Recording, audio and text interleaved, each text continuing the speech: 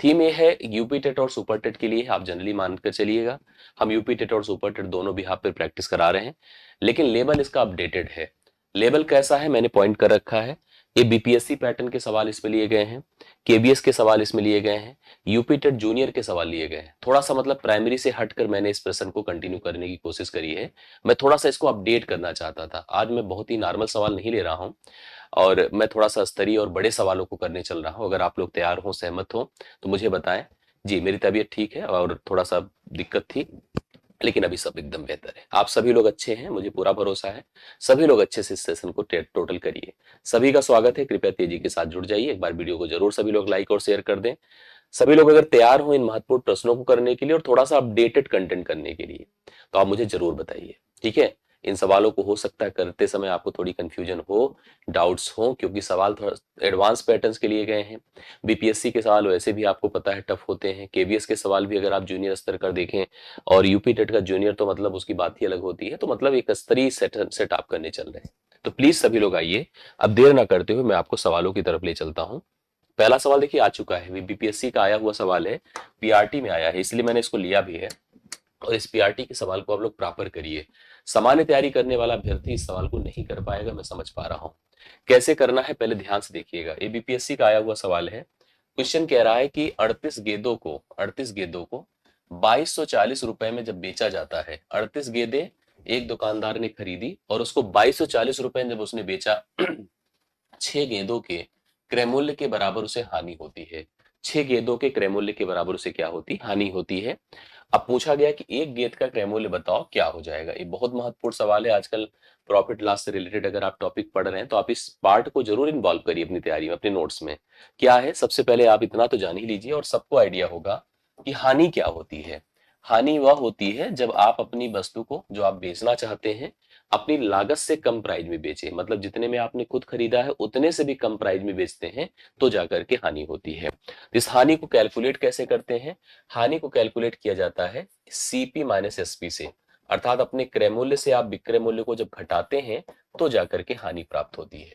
यहां पर जो हानि हुई है उसकी वैल्यू क्या है पता है? दुकानदार ने जब देखा कि उसने टोटल 38 गेंदें बेची है, तो उसने अपने कैलकुलेशन से चेक किया कि उसे जो 6 गेंदों का लागत था, 6 गेंदों का जो क्रय था, उतने पैसे के बराबर उसे हानि हो गई है।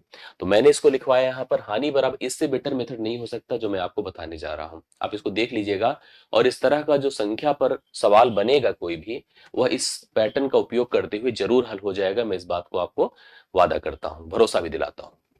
सुनिए, हानि कब होती है? जब सीपी से एसपी को घटाते हैं। और हानि कितने की हुई है? 6 सीपी अर्थात 6 के क्रय मूल्य के बराबर हानि है। आपको मैं बता दूं, अगर हम क्रय और विक्रय की तुलना करते हैं तभी लाभ और हानि डिसाइड होता है। जैसे अगर आप खुद सोचो, अगर मैंने कोई सामान 50 में खरीद करके 80 में बेचा, इतने में खरीदा और इतने में बेचा, तो कन्फर्म है लाभ हो रहा है। लाभ कितने का? 30 रुपए का। लाभ का परसेंटेज निकालना चाहे तो आराम से निकाल सकते हैं। दूसरी तरफ अगर ऐसे ही अगर हम वस्तु को खरीदे हैं 80 रुपए में और हम बेच रहे हैं उसको 60 रुपए में, तो निश्चित तौर पर हानि हो रही है। और हानि कितने की हो रही? 20 की। और कितने परसेंट की होगी ये भी निकाल सकते हैं। क्रय विक्रय को कंपेयर करने से लाभ हानि पता चल जाता है, इस बात को सबको पता है। लाभ हानि का परसेंटेज भी कंफर्म हो जाता है, ये भी सब लोग जानते हैं। आइए ध्यान से देखिएगा, 6 का सीपी हानि है। और हानि को पता कैसे करेंगे? जब हम 38 गेंदों को बेचेंगे। लेकिन बेचने से पहले आपने 38 गेंदों को खरीदने में कितने पैसे लगाए थे? इसके लिए लिखना पड़ेगा आपको 38 का सीपी। 38 का सीपी माइनस 38 का एसपी, क्योंकि कोई चीज को डायरेक्ट थोड़ी बेचा जाता है कि आपने चोरी किया लाकर बेच दिया। भाई, बेचने से पहले दुकानदार ने पैसे उस पर लगाए होंगे ना। उन 38 गेंदों को जिसको उसने बेचा है उसमें उसने कितना पैसा लगाया था, ये 38 का सीपी ही तो बताएगा। अब सीपी को एक तरफ करो और एसपी को एक तरफ करो। तो मैं एसपी इधर नेगेटिव है, इसको इधर ही बुला लेता हूं। यहां लिखा जाएगा 38 का एसपी बराबर, ये उधर चला जाएगा तो 32 का सीपी हो जाएगा। 32 का सीपी हो गया। करेक्ट हुई बातें। 38 का एसपी आपको पता है कितना है बताइए? 2240 रुपए। 2240 लिख दीजिए बराबर जो 32 का सीपी है। अब मुझे तो एक का सीपी निकालना है। जब 32 का सीपी पता हो गया तो एक का सीपी यूनिटरी मेथड तो पढ़ा ही होगा, प्राइमरी में पढ़ाया भी जाता है। एक का पता करने के लिए आपको 2240 को भाग करना पड़ेगा 32 से। अब 32 से देखिए भाग करता हूं, सीधा सीधा आपका आंसर आ जाएगा। कैसे, कितना बार जाएगा? देखिए 8 चौके 32 होता है। 8 दूना 16, 8 अठे 64, 280 हो गया, 4 से और भाग करिए, 70 रुपए आ जाएगा। अर्थात एक वस्तु का, एक गेंद का, गेंद है ना, यहाँ पर एक गेंद का जो क्रय मूल्य बनकर आएगा वो 70 रुपए बनकर आएगा। इस पैटर्न पर बीपीएससी ने सवाल अपने पीआरटी एग्जाम में पूछा हुआ था, टीआरई 2 में। निश्चित तौर पर यह सवाल, यह पैटर्न आपके लिए बहुत महत्वपूर्ण होगा, टीआरई 3 में भी आया था। तो आप लोग इस तरह के सवालों पर अपनी प्रिपरेशन जरूर करें, ठीक है। ये बढ़िया क्वेश्चन था, अच्छा क्वेश्चन था। नॉर्मल प्रिपरेशन करने वाला अभ्यर्थी इसको नहीं कर पाएगा, मैं जानता हूं इस चीज को। आप लोग खुद बताइए समझ बूझ करके कि आपको समझ में बातें आई कि नहीं आई। और मैंने जैसे जैसे बताया इसी प्रक्रिया का उपयोग करिए। आगे भी अगर आपको ये सवाल मिलेगा फेस करने को तो आप जरूर कर लेंगे, मैं जानता हूं इस चीज को। अब मैं लेके चलता हूं आपको अगले सवाल पर। सवाल आज के सारे दमदार हैं। थोड़ा ध्यान से अगला सवाल देखिएगा, ये भी इसी पैटर्न का एक सवाल। ये भी इस तरह के सवाल भी आपकी परीक्षा में जरूर फेस करने को मिलते हैं। आइए मैं इसका सोल्यूशन आपको समझाता हूँ। चीनी की कीमत में जब 20% की कमी होती है, जैसे अक्सर तो वस्तुओं के दाम बढ़ते हैं, लेकिन इस सवाल में देखिए क्या लिखा है। अगर चीनी की कीमत 20% घटती है, मतलब कम होती है, एक व्यक्ति मतलब एक पर्सन अब 36 रुपए में, उसके पास टोटल 36 रुपए का बजट होता है, आधे किलोग्राम, 500 ग्राम का मतलब क्या होता है, आधे किलोग्राम ज्यादा चीनी खरीद सकता है। भाई किसी, अगर मान लीजिए हमने किसी सामान को खरीदने के लिए कोई बजट प्लान किया, घर में इतना पैसा लगा के रख दिया, निकाल के रख दिया, कितने में हम उस सामान को खरीदेंगे। पता चला मैंने चीनी के लिए बजट बनाया, जो भी कितने का बना लिया बताओ, 36 रुपए का बजट बनाया। और हम ले गए मार्केट, उस 36 रुपए को कि चीनी खरीद के लाते हैं, चाय बना के पीते हैं। पहुंचे तो दुकानदार ने कहा कि हम आपको जितनी, अच्छा जब उसने चीनी दिया तो मैंने देखा यार, जब पहले आता था तो आधा किलोग्राम कम देता था, आज तो आधा किलोग्राम बढ़ा के दिया है। मैंने उससे पूछा भैया देखो हम बेईमान नहीं है, क्लियर बताइए कि आधा किलोग्राम आपने क्यों हमको बढ़ा के दिया है। तो कहेगा कि आज एक्चुअली चीनी की प्राइस 20% क्या हुई है, घटी हुई है। मार्केट में हमको चीनी सस्ती मिली है, इसलिए हम आपको 500 ग्राम ज्यादा चीनी दे रहे हैं। तो ऐसे में हम लोग को क्या लिखना चाहिए, ध्यान से मेरी बातें सुनिएगा। यहाँ लिखिए दर, यहाँ लिखिए मात्रा, बहुत ध्यान से कंफर्म करिए। दर क्या होता है, रेट। जैसे हम चीनी या कोई सामान खरीदने जाते हैं तो पूछते हैं दुकानदार से भैया क्या भाव है, तो कहेगा कि 20 रुपए पर केजी है। तो अगर आपने 100 रुपए लेकर आप मार्केट गए हैं कि 100 रुपए में चीनी खरीदेंगे और 20 रुपए का 1 किलोग्राम चीनी है, तो 5 किलोग्राम चीनी लेकर आएंगे, यही बातें होती है। तो यहां पर भी सेम स्थिति है, जैसे हमने कहा कि दर अपनी क्या है। दर का मतलब देखो ऐसे सोचिएगा, अगर आप इतना परसेंटेज मेरे साथ पढ़े हैं तो 20% को हम भिन्न में कैसे बनाते हैं, ऐसे बनाते हैं, परसेंटेज हटा देते हैं, नीचे 100 आता है, 20 एक के 20, 20 पंचे 100 होता है, अर्थात 1/5 लिख दिया। हम क्या कहेंगे कि दर पहले, पहले अगर दर जो है 5 थी, पहले का रेट 5 था, तो 1 की हो गई कमी, और अभी की दर क्या हो गई, नई, नई दर हो गई 4। मतलब पहले रेट अगर चीनी का 5 रुपए पर केजी था, तो अभी चीनी का रेट घट करके 4 रुपए पर केजी हो गया। इस तरह से इसको निर्धारित करते हैं कि पहले चीनी का भाव अगर 5 था तो अभी चीनी का भाव घट करके 4 हो गया। और आपका बजट कितना था, 36 था। अब आप एक बात मुझे बताओ सोच विचार करके, कि अगर मैं 36 रुपए दुकानदार को दी दूं, और मैंने दुकानदार से कहा जो 5 रुपए में चीनी मिलती है, 5 रुपए पर केजी, वही चीनी बताओ कितना मिल जाएगा। तो कहेगा कि आप एक काम करो, 36 को 5 से भाग कर दो। भाई अगर हम लोग मात्रा निकालना चाहते हैं तो total amount divided by rate. जैसे 100 रुपए दुकानदार को दिया और मैंने पूछा 10 वाली पेन कितने मिलेगी, 10 वाली पेन कितने मिलेगी पता है, 10 पेन मिलेगी। 20 वाली कितने मिलेगी, 5 पेन मिलेगी, क्योंकि हमारा अमाउंट सेम है। तो हमने देखा कि 36 रुपए मैंने दुकानदार को दिया, मैंने 5 रुपए किलोग्राम वाली चीनी मांगी, तो वह कितना देगा मुझे पता है, 5 सत्ते 35, 5 7.2 किलोग्राम देगा। अच्छा, आज चीनी का भाव घट करके 4 हो गया, और मैंने वही 36 रुपए आज भी दुकानदार को दिया, तो दुकानदार ने मुझे 9 किलोग्राम चीनी दिया। कितना दिया, 9 किलोग्राम चीनी दिया। पहले मुझे 7.2 किलोग्राम देता था, अब मुझे दुकानदार दे रहा है 9 किलोग्राम। मैंने देखा कितना बढ़ा के दे दिया, इसमें से इसको घटाएंगे तो 1.8 आएगा। कितना आया, 1.8 आया। लेकिन यह 1.8 एक तुलना है, रियलिटी में 500 ग्राम है। 500 ग्राम का मतलब होता है आधे किलोग्राम होता है। क्या होता है, आधा किलोग्राम। इसकी तुलना आप आधा से कर दीजिए, आधा से कर दीजिए। तो आधा बराबर अगर इतना है तो एक बराबर क्या होगा पता है, गुणा होके 3.6 हो जाएगा। एक बराबर अगर 3.6 हो गया, तो पूछा है प्रति किलोग्राम चीनी का आरंभिक कीमत। तो आरंभिक मतलब 5, ये प्रारंभ की कीमत थी। तो प्रारंभिक कीमत अगर आपको निकालनी है तो 5 का मान निकालिए, 5 छंगे 30, 5 दिया 15, 15 3 18, 18 रुपए पर केजी थी चीनी की प्रारंभिक कीमत।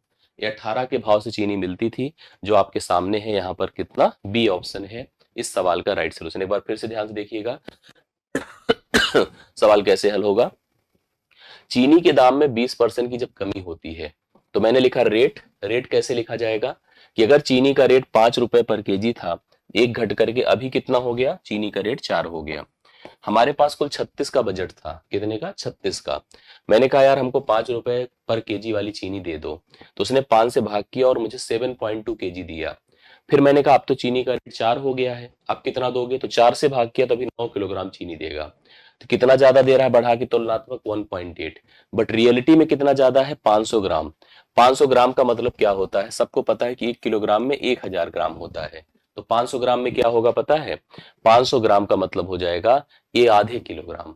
आधा बराबर 1.8 कर दिया, एक बराबर 3.6 हो गया। इतना कंफर्म हो रहा है। अब हमको क्या निकालना था, आरंभिक कीमत। आरंभिक कीमत कितनी थी, 5। तो 5 बराबर 36, 3.6 से गुणा कर दें तो ये आ जाएगा 18 रुपीज। 18 रुपए पर केजी का कीमत था प्रारंभिक। अगर हमसे पूछा होता भाई वर्तमान की कीमत क्या है, तो एक बराबर 3.6 थे, 4 का मान निकालते तो वर्तमान कीमत निकल जाती। करेक्ट है ना, यस, ये हो गया। ये सवाल प्योर प्योर जूनियर का सवाल है। प्योर जूनियर का सवाल है, लेकिन इसका एक हिस्सा प्राइमरी में 100% आ सकता है। मतलब इस बात को मेरी मानिए और मेरे अनुभवों को समझिए। मैं जितना बता रहा हूं इसको बहुत एकदम, प्योर जूनियर का मतलब 100% जूनियर में आता है ये जो सवाल देख रहे हैं। बट इसका एक आधा हिस्सा पीआरटी में फेस करने को मिल सकता है। इसलिए मतलब कोई वैरायटी, कोई कंफ्यूजन ना रह जाए, तो आपको इस सवाल को भी हल करना चाहिए। करेक्ट है। आपको देखिए भैया, देखिए पूरी बात को पहले पढ़िए आप सभी लोग, और इस पैटर्न पर काम करिए, इसको इग्नोर नहीं कर सकते हैं। और अगर सही में प्रिपरेशन कर रहे हैं तो आपको इसको ध्यान देना चाहिए सबको, जितने लोग को देख रहे हैं, जितने लोग मुझे समझ रहे हैं। यहाँ पे कि x cube plus 4x square plus 3x minus 4 है, एक आपके पास इक्वेशन है, दिख पा रहा है, यस। और दूसरा x cube minus 4x plus के है, यस।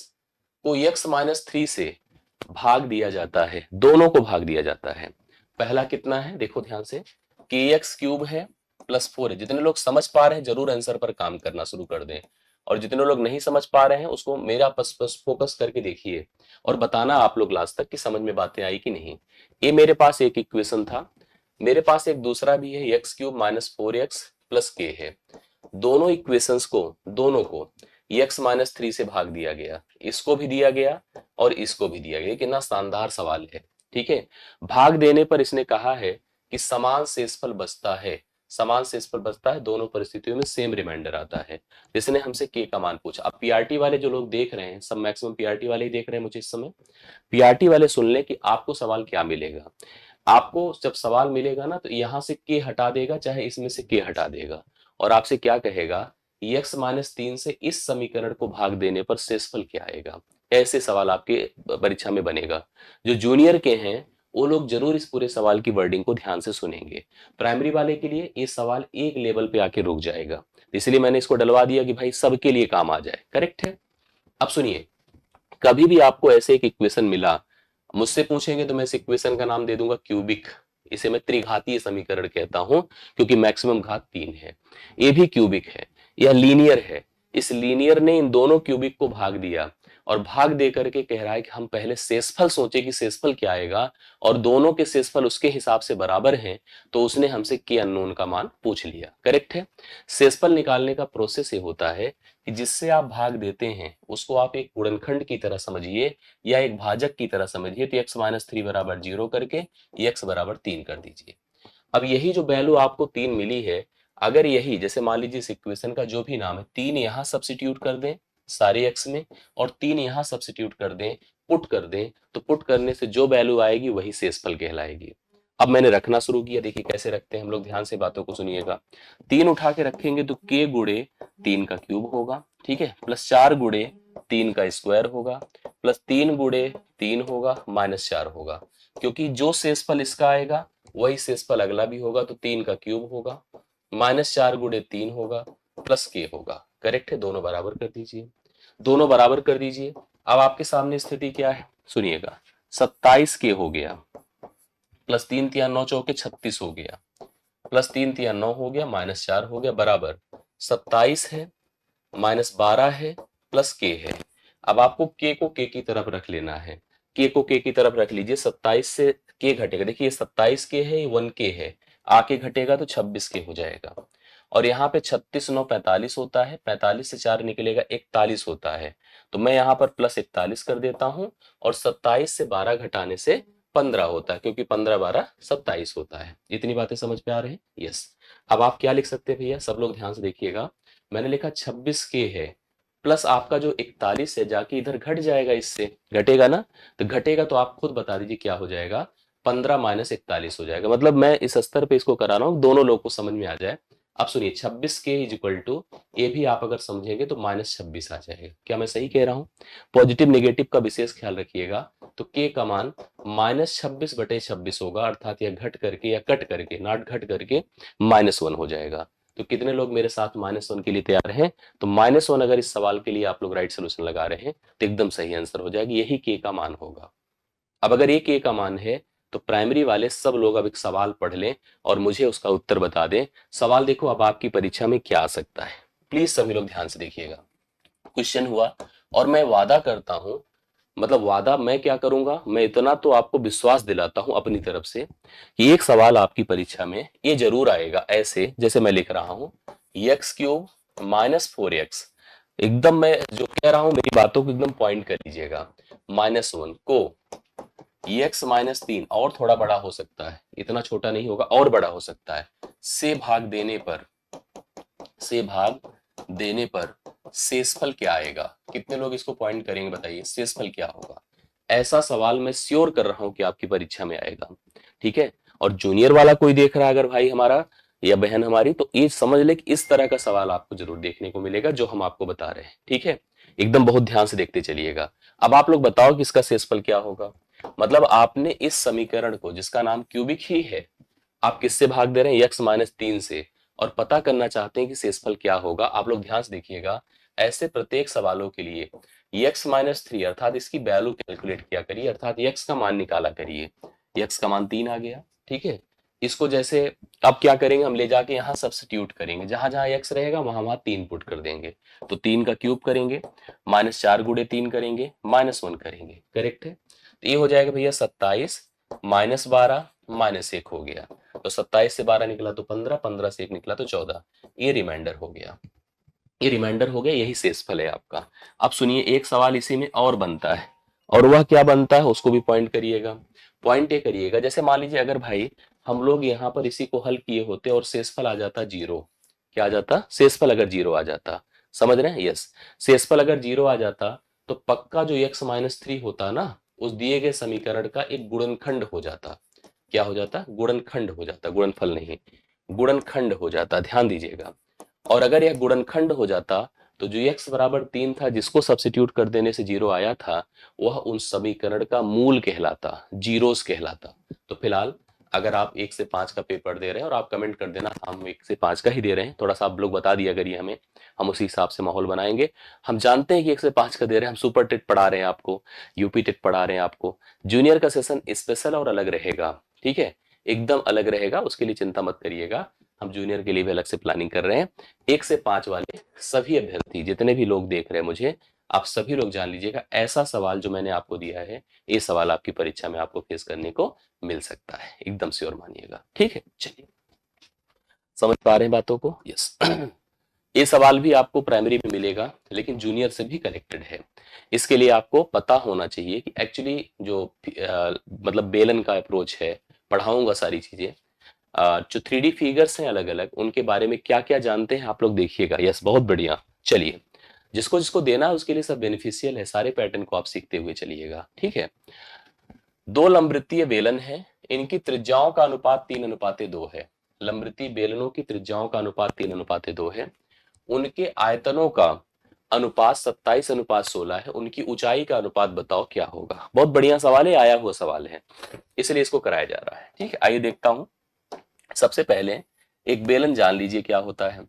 बेलन देखकर जो है, सुनकर बेलन के बारे में, वो बेलन मत सोचिएगा जो किचन से पड़ता है आके सर पे। हाँ, बहुत बार हम लोग जो हंसी मजाक में कहते नहीं है कि बेलन पड़ेंगे इंसान के ऊपर। वो बेलन नहीं है जिससे रोटी बनती है।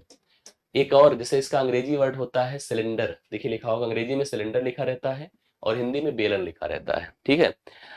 ना तो वो रोटी बनाने वाला बेलन है जिसके बारे में बात मैं कर रहा हूं, ना तो ये रोटी बनाने वाला बेलन है, और ना ही जो है ये आपका जो है सिलेंडर है जो गैस जिसमें रहती है, दोनों चीजें नहीं है।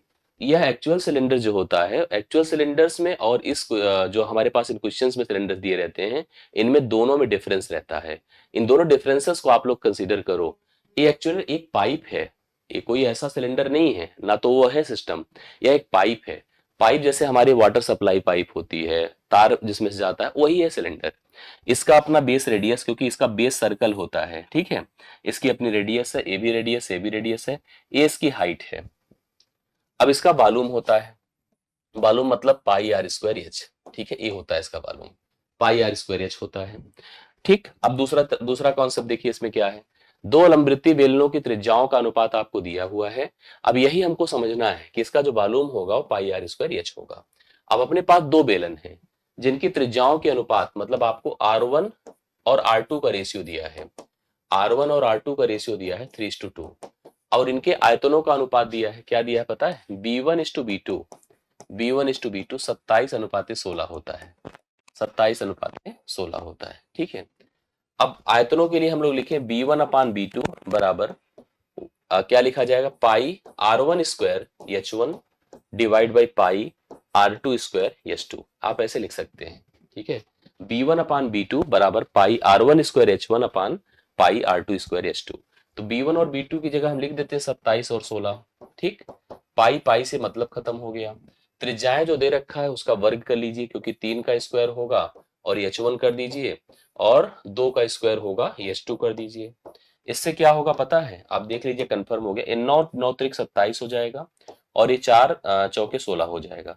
मतलब H1/H2 जो बनेगा वो आपका 3:4 हो जाएगा, 3:4 का अनुपात बनकर आएगा, जो आपको देखिए बी ऑप्शन में राइट सोल्यूशन दे रखा है। बढ़िया क्वेश्चन है, एग्जाम का पूछा हुआ सवाल है, इसलिए इसको कंफर्म करना होगा आप सभी लोगों को। यस, बहुत बढ़िया, आ रही बातें समझ में, गुड। नेक्स्ट क्वेश्चन देखिए, मिश्रण का सवाल है। मिश्रण भी आपके पीआरटी का सवाल आ चुका है बिहार में, ये बीपीएससी का लिया गया सवाल है। मैं सारे सवालों को करा दूंगा, जितने भी बीपीएससी के सेट हुए वो भी सॉल्व करा दूंगा, डीटीएफएलएसबी के करवा दूंगा, मैं केबीएस के करवा दूंगा, यूपी का तो करवाऊंगा ही करवाऊंगा। शिक्षक भर्ती संबंधित, जैसे मैंने पेट पढ़ाया था, अगर आप में से किसी ने पेट पढ़ा था मुझसे, तो मुझे लगता है पेट की डीआई पर मेरा कॉन्फिडेंस या आपका कॉन्फिडेंस इसलिए बन पाया क्योंकि मैंने जितनी वेरियस डीआई हो सकती हैं, मैंने केवल पेट नहीं देखा। फिर मैंने जब पढ़ाना शुरू किया तो आपको यूजीसी नेट की डीआई कराया। मैंने उस समय जितने भी यूपीएसआई के हुए थे सबकी डीआई कराया। जितने भी अलग अलग परीक्षाओं की, आरआरबी की, उसकी क्या कहते हैं, आईबीपीएस की परीक्षाएं हुई थी उसकी डीआई कराया। तभी अच्छा होता है, समझ रहे हैं। तो इसलिए जब हम आप यूपी टेट सुपर टेट के लिए पढ़ेंगे ना, प्रॉपर जब पढ़ना शुरू करेंगे, अभी तो भी पढ़ रहे हैं, ऐसा नहीं प्रॉपर नहीं पढ़ रहे हैं, तो हम इसमें आपको डीटीएफएलएस भी शामिल करके देंगे, हम इसमें केवीएस शामिल करके देंगे, हम पूरा बीपीएससी शामिल करके देंगे। यूपी टेट और सुपर टेट तो लेना ही लेना है। अन्य परीक्षाएं जो अलग अलग स्टेट बोर्ड पे हो रही हैं उनकी भाषाएं भले अलग हैं, बट उनके सवाल मैथमेटिक्स के लिए जाएंगे। जैसे मैं बंगाल के भी क्वेश्चंस लूंगा, झारखंड के भी क्वेश्चंस लूंगा, मैं राजस्थान के भी क्वेश्चंस लूंगा, मतलब हर जगह से क्वेश्चन उठाऊंगा, तब जाकर के आपके लिए सही स्तर पे हम प्रिपरेशन आपको करा पाएंगे। आ रही बातें समझ में? यस।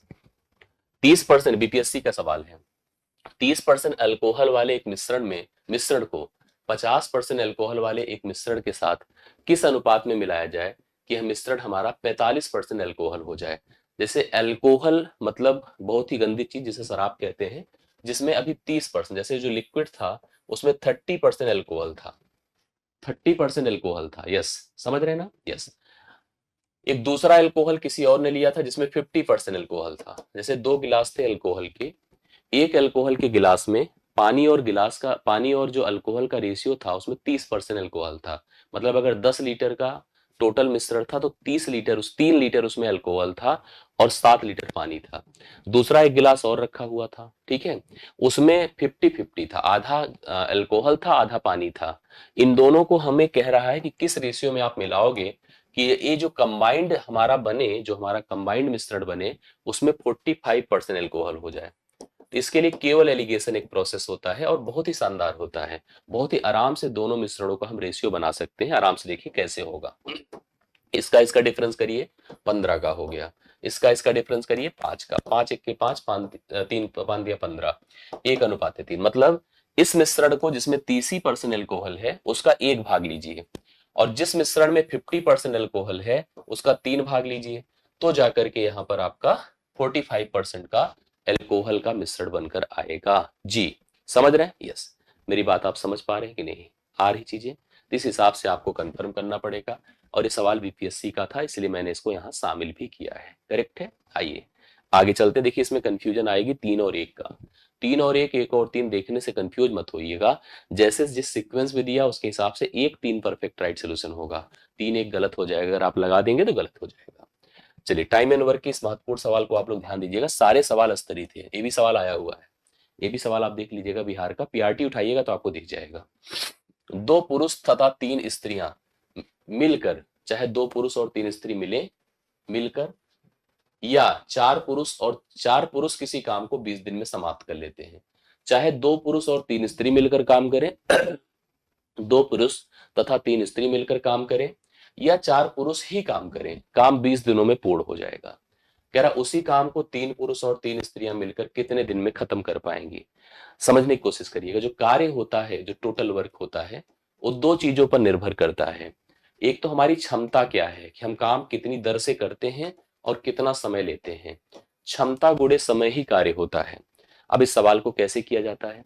जब हमने कहा कि 2 पुरुष हैं, पुरुष को मेल कहा, और मतलब तथा मतलब प्लस 3 औरतें हैं, 3 फीमेल हैं, दोनों मिल जाए तो काम कितने दिनों में पूर्ण होगा? 20 दिनों में। लिखा होगा देखिए, चाहे इसने देखिए साफ साफ लिखा है 2 पुरुष तथा 3 स्त्री मिले तो भी 20 दिन में होगा। दूसरी तरफ हम कह दे केवल 4 पुरुष ही उस काम को कर लें तो भी 20 दिनों में होगा। अच्छा, इसको देखते ही समझ में आ रहा था। चलिए फिलहाल अब इतने से करिए। देखिए इसको इससे खत्म कर दीजिए। हम लिख सकते हैं 2 पुरुष प्लस 3 औरतें बराबर 4 पुरुष हो जाएंगे, अर्थात पुरुष को पुरुष की तरफ कर दें तो 2 पुरुष का काम 3 स्त्रियों के काम के बराबर है। भाई यहां पर 2 बढ़े थे, वो उसका कारण 3 महिलाएं थी। करेक्ट है ना? तो इसका मतलब ही समझ में आ गया होगा कि ये हम 2 लाइन अगर चाहते तो घटा सकते थे, ये दोनों लाइन को।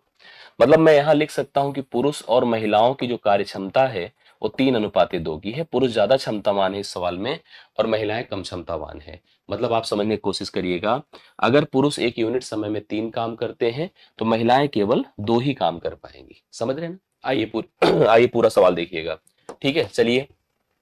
लिखा उसी काम को अगर मैं 3 पुरुषों और 3 महिलाओं को मिला करके करवाऊं तो कार्य हमारा कितनी जो है कितना समय में पूर्ण हो जाएगा, इसको कोशिश करिए। यस बिल्कुल। हाँ, अच्छा, क्या प्रॉपर आप लोग मुझे सुन पा रहे हैं, समझ पा रहे हैं? कंफर्म करिए और प्रॉपर आप लोग क्लास करिए, इधर उधर की बातें ना करिए। सभी लोग बताइए प्लीज, सभी लोग। आवाज जा रही है अच्छे से? अगर क्लियर हो तो मैं कंटिन्यू करूं। हाँ, थोड़ा तबीयत नहीं सही, इस वजह से आवाज का थोड़ा इशू होगा मुझे जहां तक लग रहा है।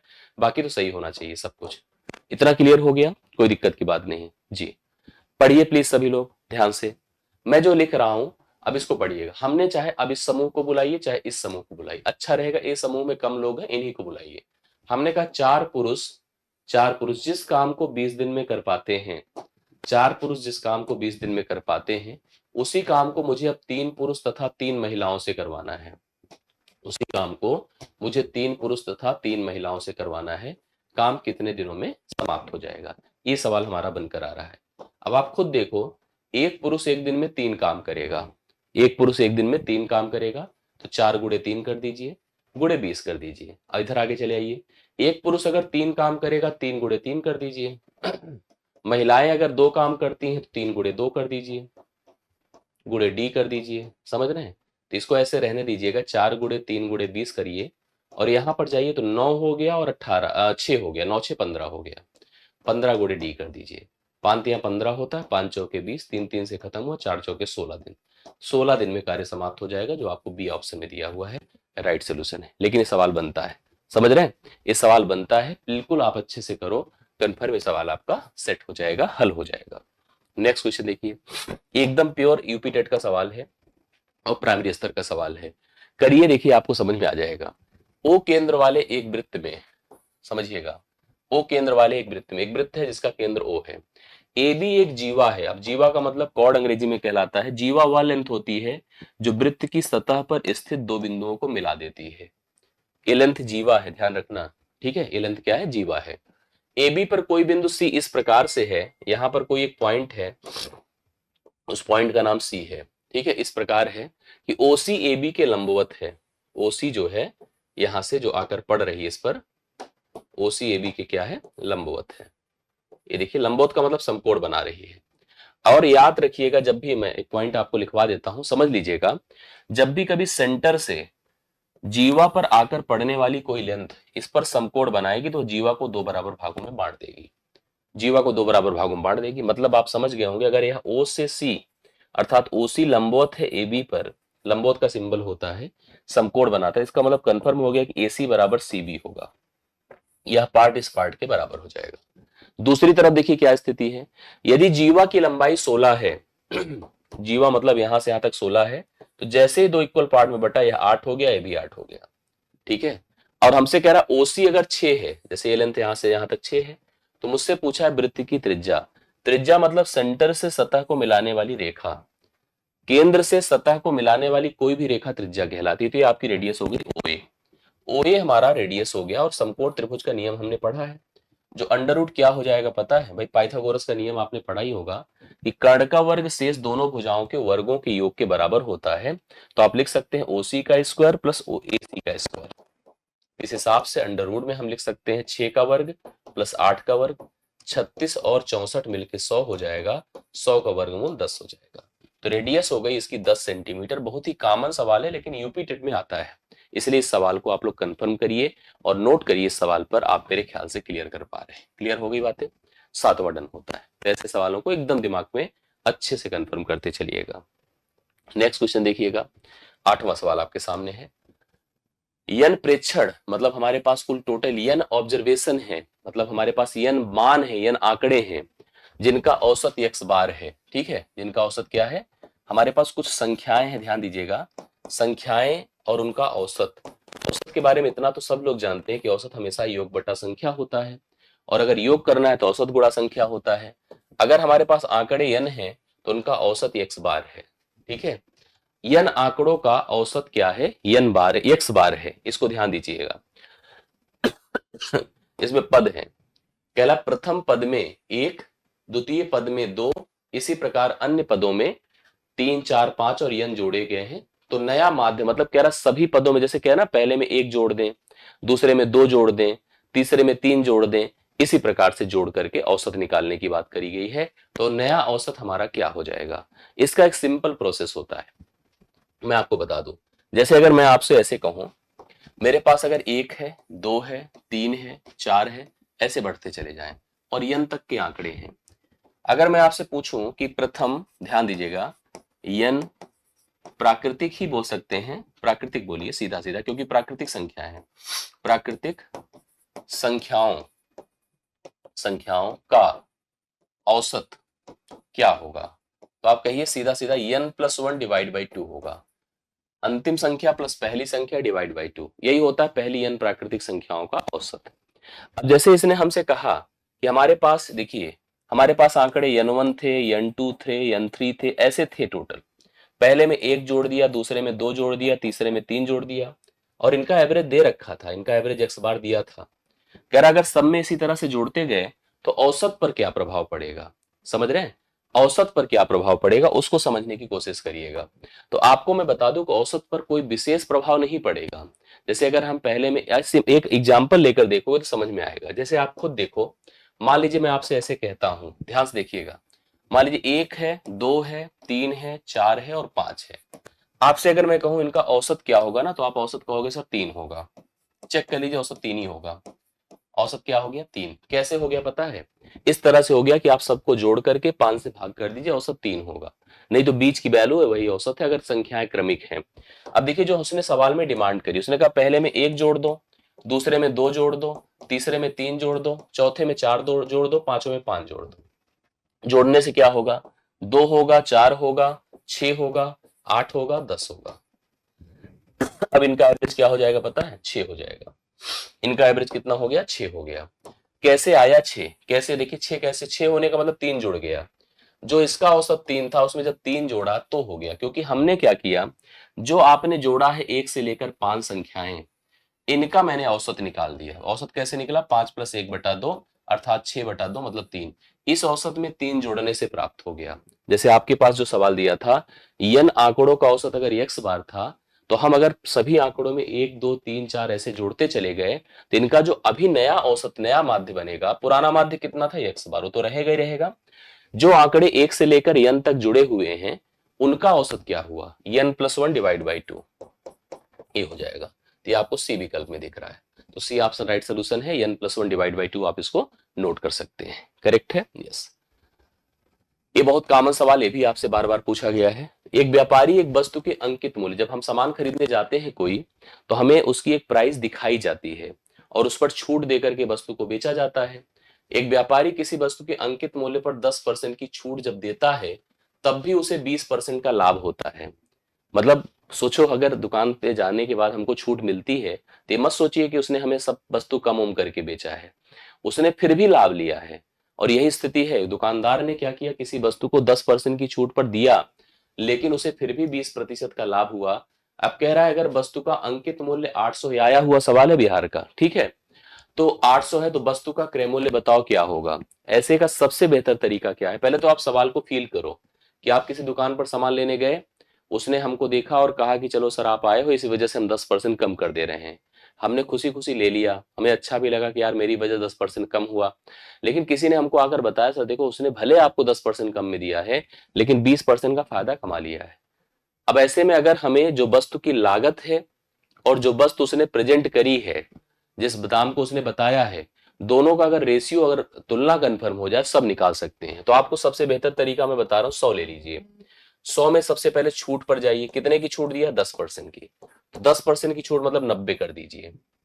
90 कर दिया, कितने का लाभ कमाया है, लाभ कमाया उसने 20% का, 120 कर दीजिए। अब इसी की तुलना कर डालिए, देखिए 30 या 90 होता है, 30 चौके 120, यही सीपी होगा और एमपी होगा। अर्थात इतने में उसने खुद खरीदा होगा और इतना उसने ग्राहक को बताया होगा। मतलब वो खरीदा है 3 में, लेकिन ग्राहक को बता रहा है 4। सवाल में कहता अगर वस्तु का अंकित मूल्य 800 है, तो ये अंकित मूल्य यही तो है 4, 4 बराबर 800 कर दीजिए। तो हमसे क्रय मूल्य पूछ रहा है, तो क्रय मूल्य मतलब 3, 3 बराबर बताना है, 4 दूना 8 होता है, 2 3 600 होता है, 600 आ जाएगा। वस्तु का जो क्रय मूल्य होगा वो 600 था। 600 में खरीद कर उसने 800 बताया था लोगों को, 600 में खरीद कर उसने 800 में बताया था। ध्यान से देखिएगा, जिससे कंफर्म रहे, दिक्कतें ना आए, बहुत ही स्पष्ट क्लियर समझिएगा, डी ऑप्शन इसका राइट सोल्यूशन हो जाएगा। अगला सवाल देखिएगा, क्या है सवाल पढ़िए। दो समरूप त्रिभुज हैं। त्रिभुज समरूप का मतलब आप समझते हो, समरूप का मतलब एक जैसा रूप हो, ठीक है। साइज में फर्क हो सकता है, लेकिन रूप एक जैसा हो। एक त्रिभुज का नाम एबीसी है, ठीक, और एक त्रिभुज का नाम डीईएफ है। ऐसे दो त्रिभुज है अपने पास, डीईएफ है, दोनों क्या है, सिमिलर है। सिमिलर का मतलब समरूप होते हैं, जिन जिन त्रिभुजों के कोण बराबर हो, सभी संगत कोण बराबर हो, वह त्रिभुज आपस में समरूप होते हैं। इनका एरिया दे रखा है, इसका एरिया है 324 और इसका एरिया है 225। कह रहा है दो समरूप त्रिभुजों के क्षेत्रफल 324 और 225 है। छोटे त्रिभुज की ऊंचाई 10 सेंटीमीटर है, तो बड़े त्रिभुज की ऊंचाई बतानी है। मतलब इसकी ऊंचाई दे रखा है 10, अब बड़े त्रिभुज की ऊंचाई हमसे पूछ रहा है। मैं आपको बता दूं, अगर दो त्रिभुज समरूप होते हैं, तो उनके जो क्षेत्रफलों का अनुपात होगा, ध्यान दीजिएगा, क्षेत्रफलों का जो अनुपात होगा, वो उनकी संगत ऊंचाइयों के वर्गों के अनुपात के बराबर होगा। संगत भुजाओं के वर्गों के अनुपात के बराबर होगा, संगत माध्यिकाओं के वर्गों के अनुपात के बराबर होगा, और संगत ऊंचाइयों के वर्गों के अनुपात के बराबर होगा। तो लिखिए यहां पर 324/225 है बराबर, इसकी वैल्यू नहीं पता, एच ही रखिए, और इसका पता है 10, 10 का वर्ग कर दीजिए। तो अब आप इसका कैलकुलेशन करिए, 324 डिवाइड बाई 225 बराबर एच स्क्वायर अपान कितना, 100। एच स्क्वायर बराबर यहाँ पर 100, 25 नवा होता है, 25 चौके होता है, ठीक है। 9 से काटिए, 9 दूना 18, 9 त्रिक 27 और 9 छंगे 54। इसका इससे गुणा करें, 36 गुणे 4 हो गया, बराबर एच वर्ग हो जाएगा। एच का मान अंडर रूट तो होगा ना, 36 गुणे 4, तो 36 का वर्गमूल 6, 4 का 2, 6 दूना कितना होता है, 12। पहला ऑप्शन राइट सोल्यूशन हो जाएगा, 12 आप लोग नोट कर सकते हैं। यस, समझ रहे बातों को। चलिए, ख्याल रखिए बाकी सभी लोग अपना, और सेहत का ख्याल रखिए, पढ़ाई लिखाई भी करते रहिए, सब चीजें कवर करते रहिए, और हम सब लोग इसी तरह से रेगुलर बिहाफ पर जुड़कर पढ़ते हैं। और इस परीक्षा के अंत तक हम अच्छा कॉन्फिडेंस अचीव करते हैं। मैं आपको सबको वादा करता हूँ, मैं आपका साथ नहीं छोड़ूंगा, अंत तक आपकी प्रिपरेशन में लगा रहूंगा। और आज के सेशन का सवाल यही समाप्त किया जाएगा और यही सेशन भी समाप्त किया जाएगा। बाकी मुलाकात अगली क्लास में होगी। अगर किसी को कोई कंफ्यूजन किसी सवाल में रह गई हो तो कमेंट करके बताइएगा। समझ में आया है तो भी बताइएगा, नहीं आया है तो भी बताइए। आपके कमेंट्स आते हैं तो मुझे भी मोटिवेशन मिलता है, लास्ट में जो आते हैं कमेंट्स। बाकी मिलता हूँ next. Thank you so much, सभी को बहुत बहुत धन्यवाद।